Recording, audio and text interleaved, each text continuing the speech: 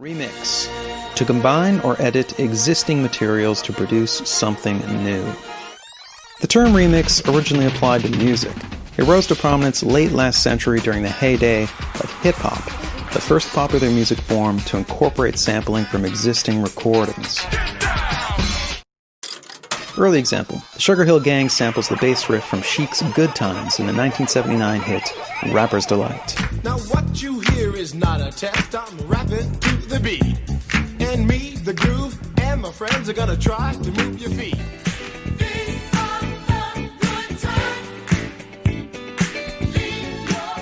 Since then, that same bass line has been sampled dozens of times.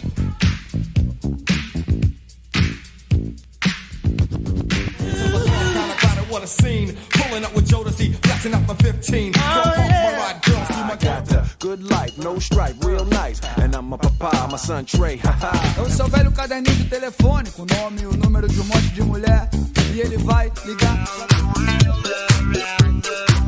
Skip ahead to the present and anybody can remix anything, music, video, photos, whatever, and distribute it globally pretty much instantly. You don't need expensive tools, you don't need a distributor, you don't even need skills. Remixing is a folk art, anybody can do it. Yet these techniques, collecting material, combining it, transforming it, are the same ones used at any level of creation.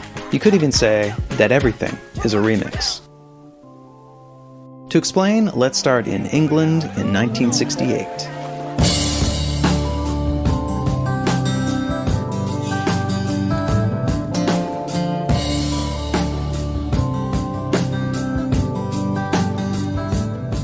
Jimmy Page recruits John Paul Jones, Robert Plant, and John Bonham to form Led Zeppelin.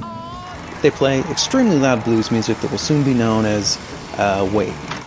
Let's start in Paris in 1961. William Burroughs coins the term heavy metal in the novel The Soft Machine, a book composed using the cut-up technique, taking existing writing and literally chopping it up and rearranging it. So in 1961, William Burroughs not only invents the term heavy metal, the brand of music Zeppelin and a few other groups would pioneer, he also produces an early remix.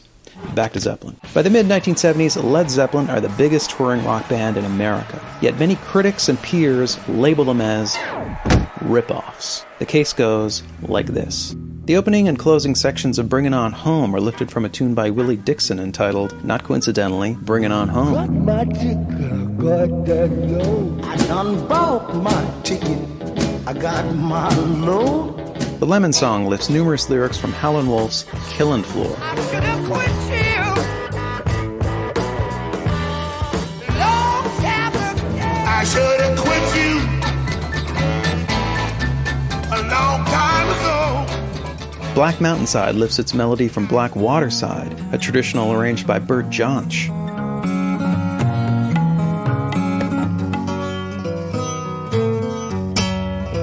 Dazed and Confused features different lyrics but is clearly an uncredited cover of the same titled song by Jake Holmes. Oddly enough, Holmes filed suit over 40 years later in 2010. Been dazed and confused for so long, it's not true. I'm dazed and confused, hanging on by a thread.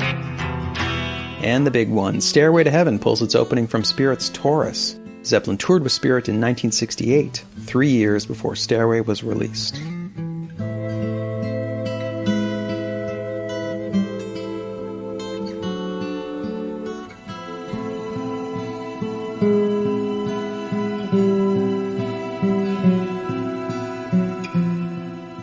Zeppelin clearly copied a lot of other people's material. But that alone isn't unusual. Only two things distinguish Zeppelin from their peers. Firstly, when Zeppelin used someone else's material, they didn't attribute songwriting to the original artist. Most British blues groups were recording lots of covers, but unlike Zeppelin, they didn't claim to have written them. Secondly, Zeppelin didn't modify their versions enough to claim they were original. Many bands knock off acts that came before them, but they tend to emulate the general sound rather than specific lyrics or melodies. Zeppelin copied without making fundamental changes. So these two things, covers, performances of other people's material, and knockoffs, copies that stay within legal boundaries, these are long-standing examples of legal remixing. This stuff accounts for almost everything the entertainment industry produces. Perhaps it's because movies are so massively expensive to make. Perhaps it's because graphic novels, TV shows, video games, books, and the like are such rich sources of material. Or perhaps it's because audiences just prefer the familiar. Whatever the reason, most box office hits rely heavily on existing material. Of the 10 highest grossing films per year from the last 10 years, 74 out of 100 are either sequels or remakes of earlier films or adaptations of comic books, video games, books, and so on. Transforming the old into the new is Hollywood's greatest talent.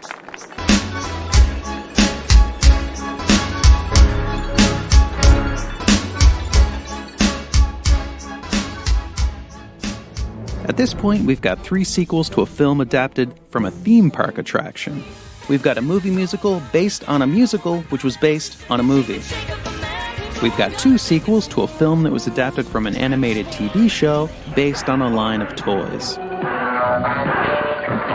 We've got a movie based on 2 books, one of which was based on a blog, which was inspired by the other book that was adapted into the film. Julie and Julia. Do you follow? We've got 11 Star Trek films, 12 Friday the 13th, and 23 James Bonds.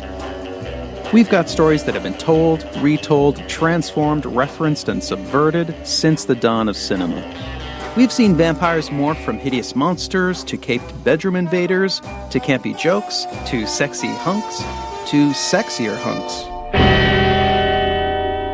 Of the few box office hits that aren't sequels, remakes, or adaptations, the word original wouldn't spring to mind to describe them. These are genre movies, and they stick to pretty standard templates. Genres then break up into subgenres with their own, even more specific conventions. So within the category of horror films, we have subgenres like slasher, zombie, creature feature, and of course, torture porn. All have standard elements that are appropriated, transformed, and subverted. Let's use the biggest film of the decade as an example. Now, it's not a sequel, remake, or adaptation, but it is a genre film, sci-fi, and most tellingly, it's a member of a tiny subgenre where sympathetic white people feel bad about all the murder, pillaging, and annihilation being done on their behalf. I call this subgenre Sorry About Colonialism. I'm talking about movies like Dances with Wolves, The Last Samurai, The Last of the Mohicans, Dune, Lawrence of Arabia, A Man Called Horse, and even Ferngully and Pocahontas. Films are built on other films, as well as on books, TV shows, actual events, plays, whatever. This applies to everything from the lowliest genre film right on up to revered indie fare. And it even applies to massively influential blockbusters, the kinds of films that reshape pop culture. Which brings us to... Even now, Star Wars endures as a work of impressive imagination, but many of its individual components are as recognizable as the samples in a remix. The foundation for Star Wars comes from Joseph Campbell. He popularized the structures of myth in his book, The Hero with a Thousand Faces. Star Wars follows the outline of the monomyth, which consists of stages like the Call to Adventure, Supernatural Aid, the Belly of the Whale, the Road of Trials, the Meeting with the Goddess, and a bunch more. Also huge influences were the Flash Gordon serials from the 30s and Japanese director Akira Kurosawa. Star Wars plays much like an updated version of Flash Gordon, right down to the soft wipes and the opening titles design. From Kurosawa, we get masters of spiritual martial arts, a low-ranking bickering duo, more soft wipes, a beneath the floorboards hideaway, and a boastful baddie getting his arm chopped off. You just watch yourself. We're wanted men. I have the death sentence on 12 systems.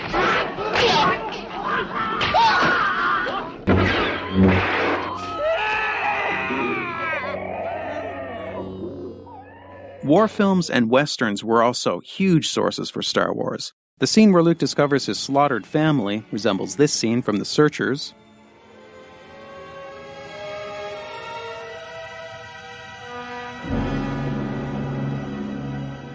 And the scene where Han Solo shoots Greedo resembles this scene from The Good, the Bad, and the Ugly. The climactic airstrikes in the Dam Busters, 633 Squadron, and the bridges at Toko-Ri play very similarly to the run on the Death Star. And in many cases, existing shots were even used as templates for Star Wars special effects.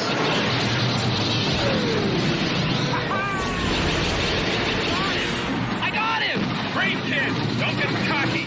There's also many other elements clearly derived from various films. We have a tin man like the Tin Woman in Metropolis, a couple shots inspired by 2001, a grab the girl and swing scene like this one in The Seventh Voyage of Sinbad, a holographic projection kind of like the one in Forbidden Planet, a rally resembling this one in Triumph of the Will, and cute little robots much like those in Silent Running.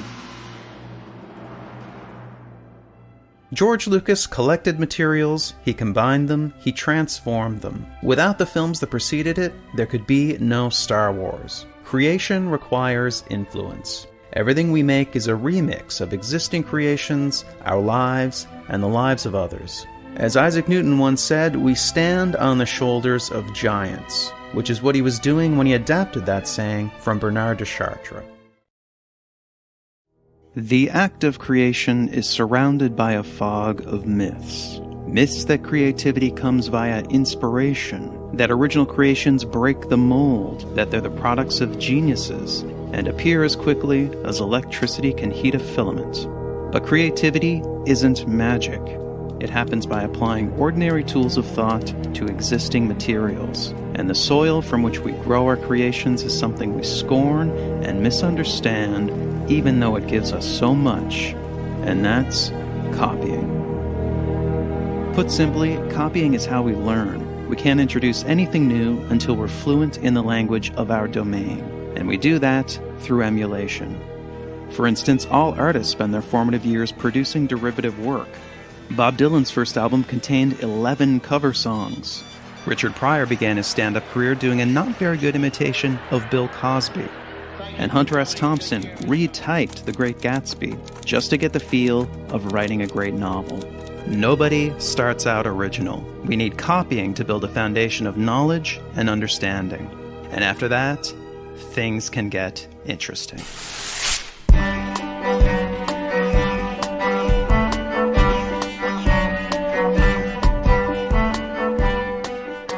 After we've grounded ourselves in the fundamentals through copying, it's then possible to create something new through transformation, taking an idea and creating variations. This is time-consuming tinkering, but it can eventually produce a breakthrough. James Watt created a major improvement to the steam engine because he was assigned to repair a Thomas Newcomen steam engine. He then spent 12 years developing his version. Christopher Latham Scholes modeled his typewriter keyboard on a piano. This design slowly evolved over 5 years into the QWERTY layout we still use today. And Thomas Edison didn't invent the light bulb. His first patent was improvement in electric lamps, but he did produce the first commercially viable one after trying 6,000 different materials for the filament. These are all major advances, but they're not original ideas so much as tipping points in a continuous line of invention by many different people. But the most dramatic results can happen when ideas are combined. By connecting ideas together, creative leaps can be made, producing some of history's biggest breakthroughs. Johann Gutenberg's printing press was invented around 1440, but almost all its components had been around for centuries.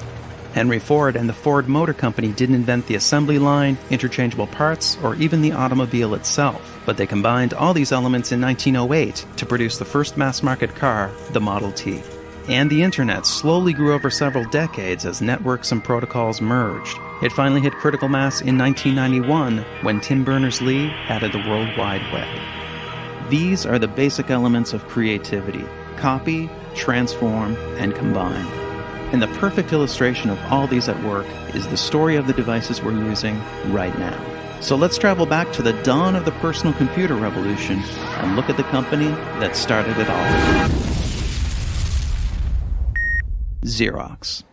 Xerox invented the modern personal computer in the early 70s. The Alto was a mouse-driven system with a graphical user interface. Bear in mind that a popular personal computer of this era was operated with switches, and if you flipped them in the right order, you got to see blinking lights. The Alto was way ahead of its time. Eventually, Apple got a load of the Alto and later released not one, but 2 computers with graphical interfaces, the Lisa and its more successful follow-up, the Macintosh. The Alto was never a commercial product, but Xerox did release a system based on it in 1981, the Star 8010. 2 years before the Lisa, 3 years before the Mac. It was the Star and the Alto that served as the foundation for the Macintosh. The Xerox Star used a desktop metaphor with icons for documents and folders.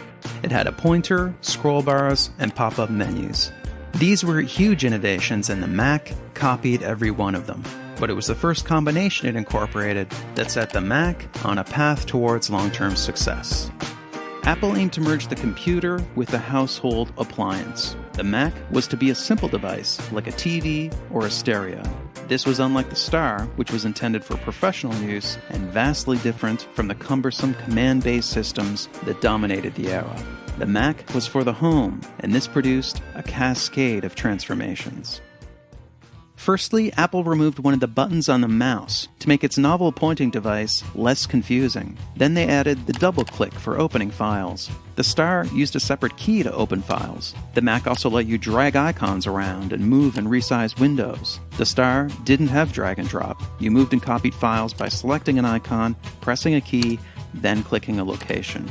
And you resized windows with a menu. The Star and the Alto both featured pop-up menus, but because the location of these would move around the screen, the user had to continually reorient. The Mac introduced the menu bar, which stayed in the same place no matter what you were doing.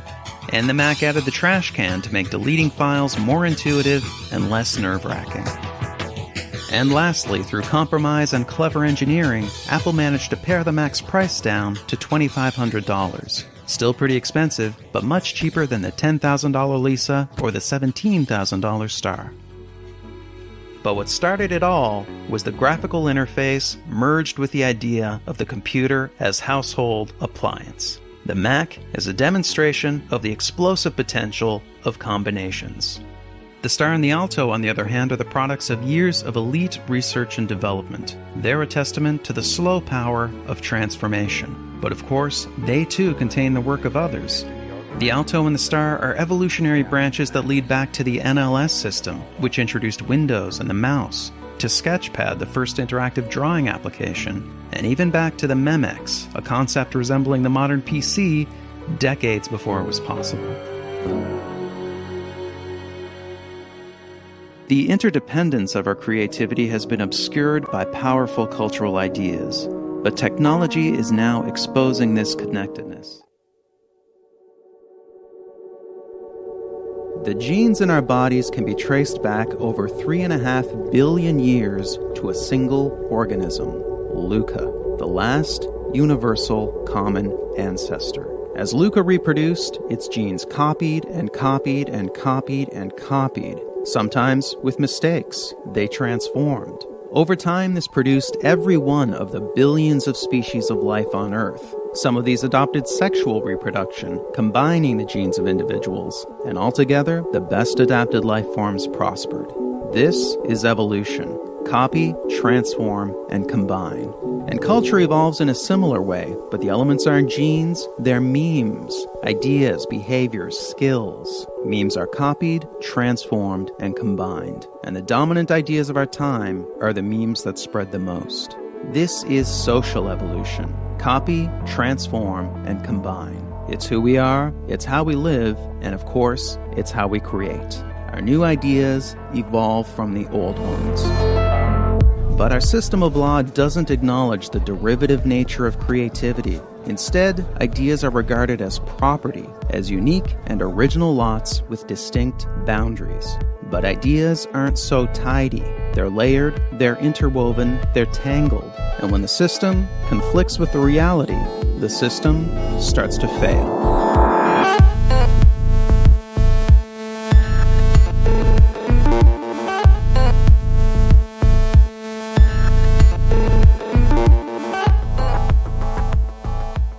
For almost our entire history, ideas were free. The works of Shakespeare, Gutenberg, and Rembrandt could be openly copied and built upon. But the growing dominance of the market economy, where the products of our intellectual labors are bought and sold, produced an unfortunate side effect. Let's say a guy invents a better light bulb. His price needs to cover not just the manufacturing cost, but also the cost of inventing the thing in the first place. Now let's say a competitor starts manufacturing a competing copy. The competitor doesn't need to cover those development costs, so his version can be cheaper. The bottom line, original creations can't compete with the price of copies. In the United States, the introduction of copyrights and patents was intended to address this imbalance. Copyrights covered media, patents covered inventions. Both aim to encourage the creation and proliferation of new ideas by providing a brief and limited period of exclusivity, a period where no one else could copy your work. This gave creators a window in which to cover their investment and earn a profit. After that, their work entered the public domain, where it could spread far and wide and be freely built upon. And it was this that was the goal, a robust public domain, an affordable body of ideas, products, arts, and entertainment available to all. The core belief was in the common good, what would benefit everyone. But over time, the influence of the market transformed this principle beyond recognition.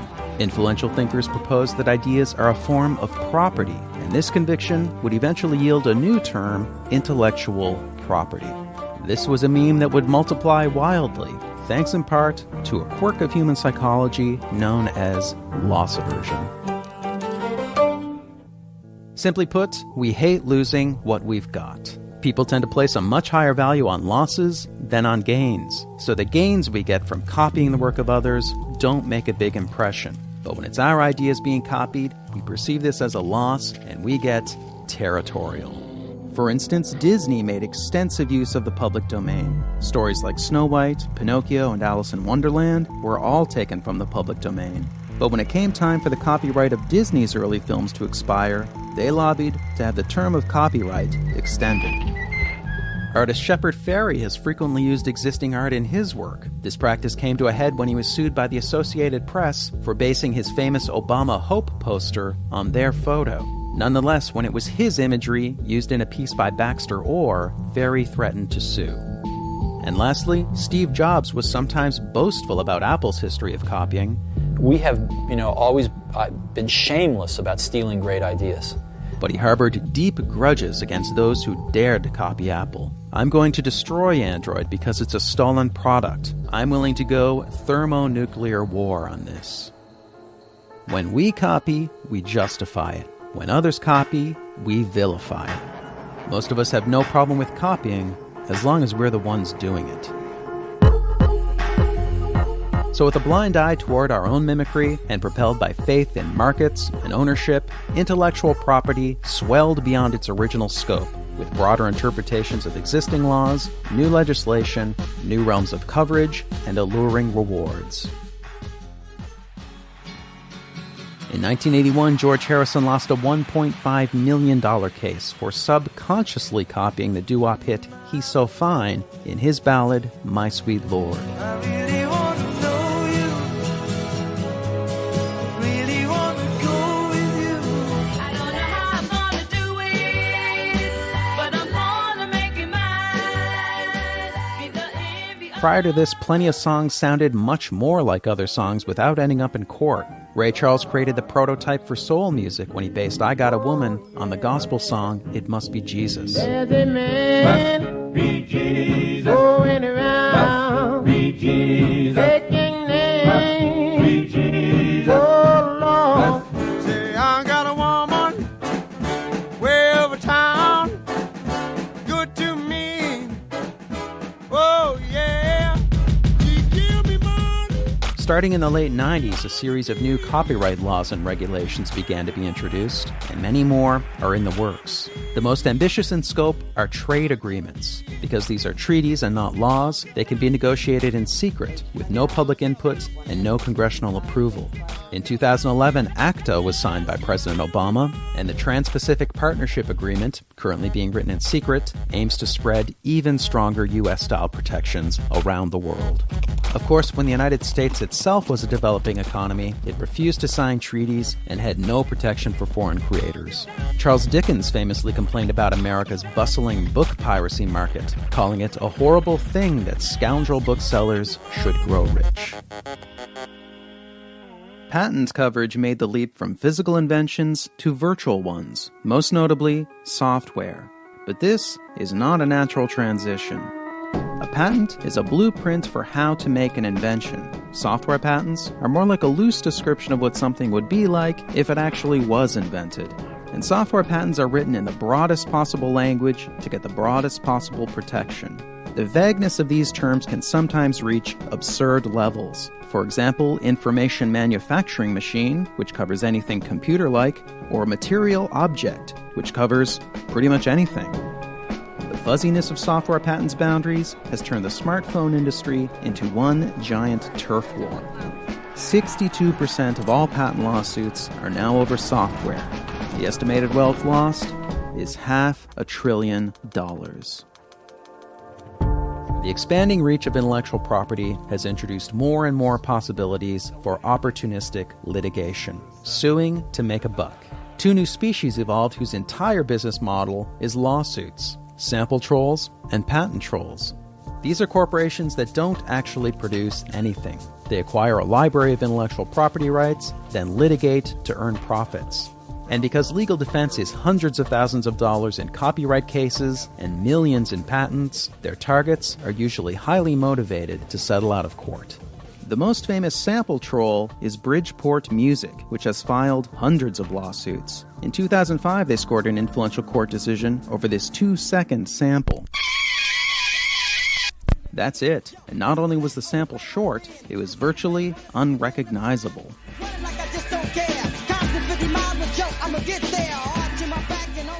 This verdict essentially rendered any kind of sampling, no matter how small, infringing. The sample-heavy musical collages of hip-hop's golden age are now impossibly expensive to create. Now, patent trolls are most common back in that troubled realm of software. And perhaps the most inexplicable case is that of Paul Allen. He's one of the founders of Microsoft, he's a billionaire, he's an esteemed philanthropist who's pledged to give away much of his fortune, and he claims basic web features like related links, alerts, and recommendations were invented by his long-defunct company. So the self-proclaimed Idea Man sued pretty much all of Silicon Valley in 2010, and he did this despite no lack of fame or fortune.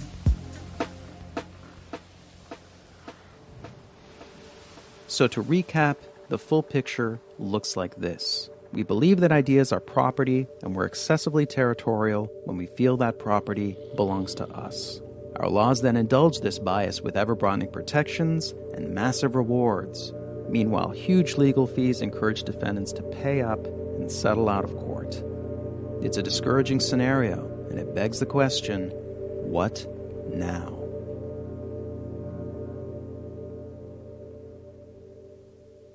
The belief in intellectual property has grown so dominant, it's pushed the original intent of copyrights and patents out of the public consciousness. But that original purpose is still right there in plain sight. The Copyright Act of 1790 is entitled An Act for the Encouragement of Learning.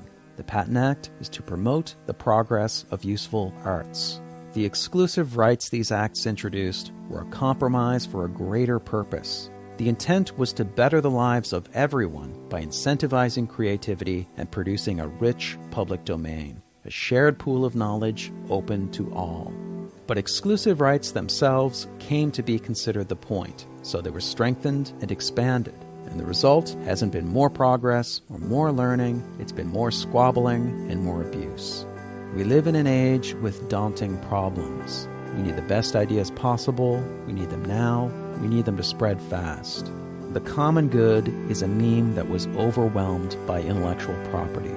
It needs to spread again. If the meme prospers, our laws, our norms, our society, they all transform. That's social evolution, and it's not up to governments, or corporations, or lawyers. It's up to us.